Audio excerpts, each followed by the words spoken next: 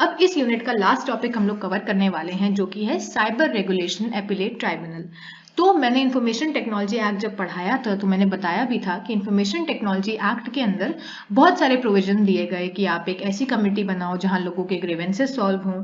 उसके बाद उसमें एक और प्रोविजन दिया था कि आप एक साइबर एपिलेट ट्राइब्यूनल बनाओ।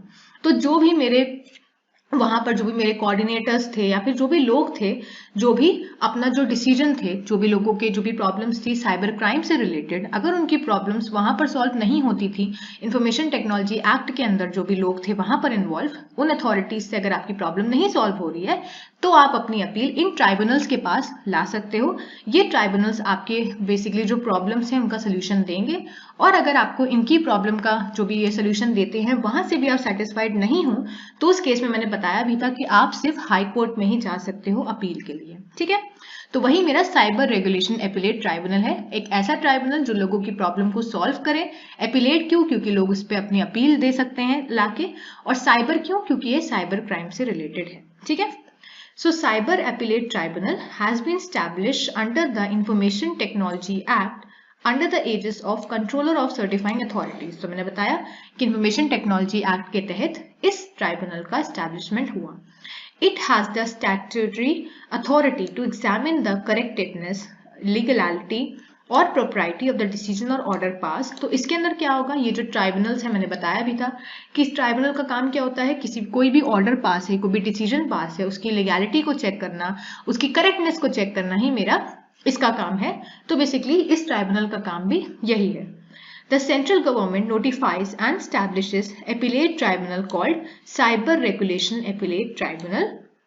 The central government also specifies in the notification all the matters and places which fall under the jurisdiction of the tribunal। तो यहाँ पर उन्होंने सेंट्रल गवर्नमेंट ने इस ट्राइब्यूनल को बनाने के साथ साथ ये भी बताया कि इस ट्राइब्यूनल के ज्यूरिडिक्शन के अंदर क्या क्या चीजें आती हैं, कौन कौन सी ऐसे टॉपिक्स हैं, कौन कौन सी ऐसी प्रॉब्लम्स हैं जो ये ट्राइब्यूनल डील करता है। ठीक है, उसके बाद है कि इस साइबर एपिलेट ट्राइब्यूनल के अंदर क्या कॉम्पोजिशन है। तो यहाँ पर क्या है, साइबर एपिलेट ट्राइब्यूनल एक इंपॉर्टेंट टॉपिक बन जाता है क्योंकि ये प्रीवियस ईयर में एक बार क्वेश्चन में पूछ चुका है प्रीवियस ईयर में, तो हो सकता है कि इस साल भी ये आ सकता है साइबर एपिलेट ट्राइब्यूनल।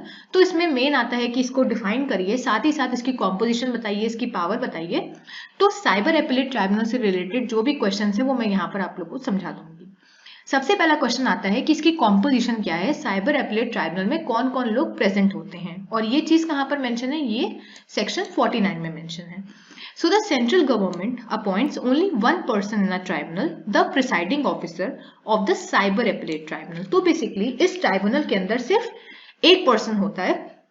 अब इसका मतलब क्या है कि ये जो मेरी सेंट्रल गवर्नमेंट है वो सिर्फ एक पर्सन को अपॉइंट करती है ट्राइब्यूनल के अंदर, और उस पर्सन को हम लोग प्रिसाइडिंग ऑफिसर बोलते हैं। ठीक है, तो वो प्रिसाइडिंग ऑफिसर होता है मेरे उस पर्टिकुलर ट्राइब्यूनल का।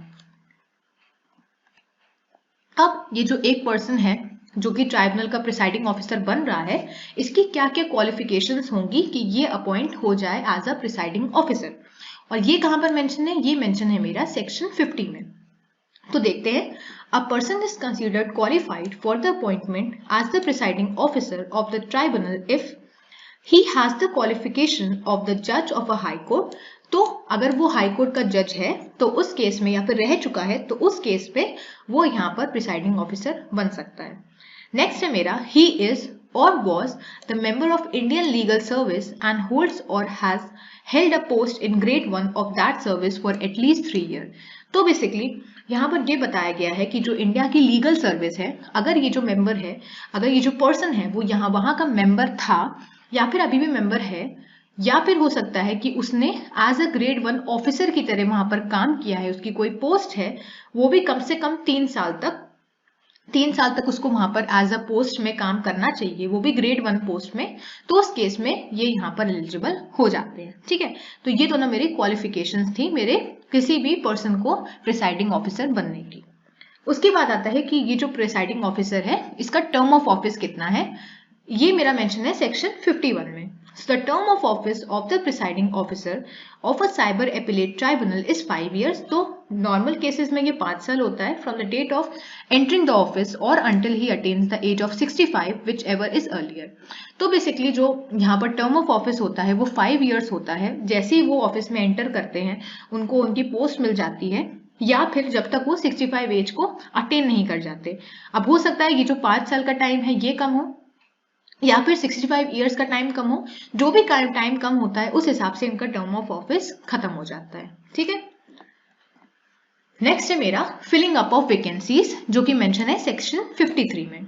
So if for any reason other than temporary absence there is a vacancy in the tribunal, then the central government hires another person in accordance with the act to fill the vacancy. अब यहाँ पर लिखा है बार बार with the act. ये act कौन सा है? वही इंफॉर्मेशन टेक्नोलॉजी एक्ट. ठीक है. तो सपोज करो कि जो प्रिसाइडिंग ऑफिसर था जिसको अपॉइंट किया था कोई भी ऐसे रीजन की वजह से वो यहाँ पर ट्राइब्यूनल में प्रेजेंट नहीं है, तो वहां पर एक वैकेंसी क्रिएट हो गई, एक खाली जगह क्रिएट हो गई.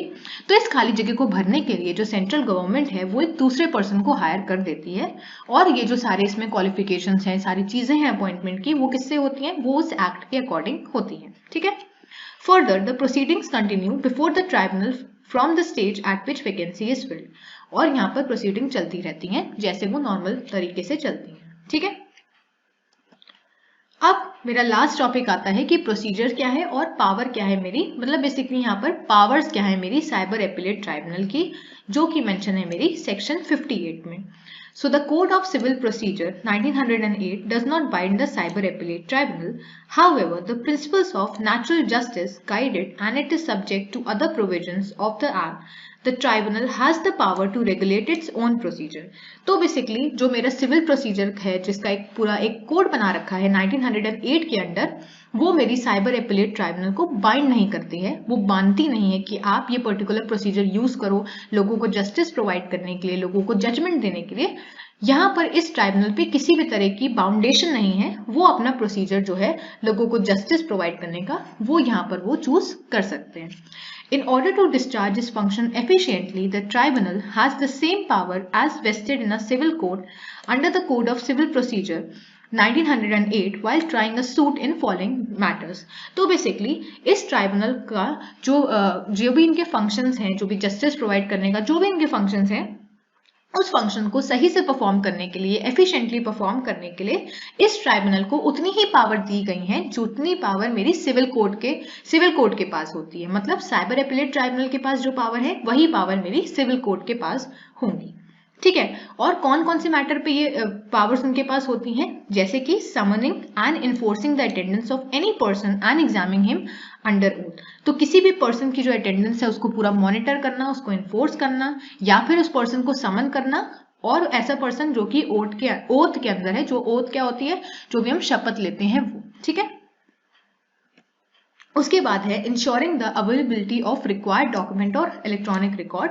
तो जो भी इलेक्ट्रॉनिक रिकॉर्ड हैं, जो भी डॉक्यूमेंट्स हैं, जो भी जरूरी डॉक्यूमेंट्स हैं, उनकी अवेलेबिलिटी को भी इस मैटर में कंसीडर करा जाता है. Receiving evidence on affidavit. तो जो एफिडेविट्स होते हैं वहां पर उनका एविडेंस भी रिसीव करना इन्हीं का काम है. साथ ही साथ issuing commissions for examining witnesses और डॉक्यूमेंट्स. उसके बाद रिव्यूइंग इस डिसीजन, तो उनके डिसीजन को रिव्यू करने का काम भी इन्हीं का है. Dismissing an application for default और डिसाइडिंग इट्स एक्स पार्टी. तो ये सारे काम, ये सारे मैटर्स में मेरे ये जो भी ट्राइब्यूनल है वो यहाँ पर उनको पावर मिली हुई है. Every proceedings before the cyber appellate tribunal is like a judicial proceeding within the meanings of section 193 and 228 and for the purpose of section 196 of the Indian Penal Code. Further, the tribunal is like a civil court for the purposes of section 195 and chapter 26 of the Code of Criminal Procedure 1973. So in short, ये जो tribunal है मेरे, इनका जो purpose है ये एक तरह से सिविल कोर्ट की तरह ही काम करते हैं और जो पावर सिविल कोर्ट को मिली है वही पावर इन ट्राइब्यूनल्स को मिली हुई है. बेसिकली लोगों की प्रॉब्लम्स को एड्रेस करना, उनका सोल्यूशन प्रोवाइड करना इस ट्राइब्यूनल का काम है. ठीक है. तो इससे मेरी ये यूनिट खत्म होती है. आई होप आप लोग को पूरी यूनिट समझ में आई होगी. अगर समझ में आई है तो वीडियो को लाइक करें, शेयर करें और चैनल को सब्सक्राइब करें. Thank you.